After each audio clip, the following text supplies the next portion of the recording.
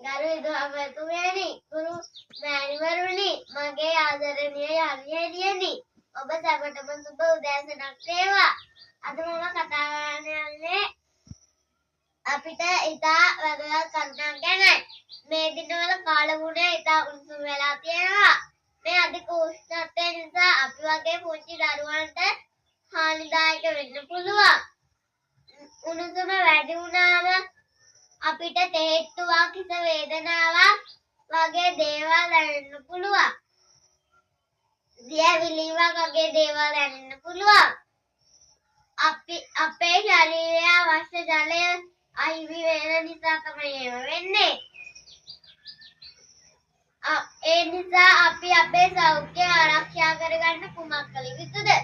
පළමුව, වැඩිපුර ජලය බොන්න. පිපාසය දැනෙනකල් ඉන්න එපා. හැම විටම ජල බෝතලයක් තබා ගන්න. දෙවනුව, සැහැල්ලු ඇඳුම් හා පහසු ඇඳුම් අඳින්න. ඒකෙන් අපේ ශරීරය සීතලව තබා ගන්න පුළුවන්. දෙවනුව, විශේෂයෙන් මන්ද යන වෙලාවට පිරුවට ක්‍රීඩා කිරීමෙන් වළකින්න. හතරවෙනි, සෑම විටම සෙවණේ රැඳී සිටින්න. තවද තරබූස් දොඩක් වැනි පළතුරු කෑමට අපිට අවශ්‍ය ජලය ලබා ගන්න පුළුවන්.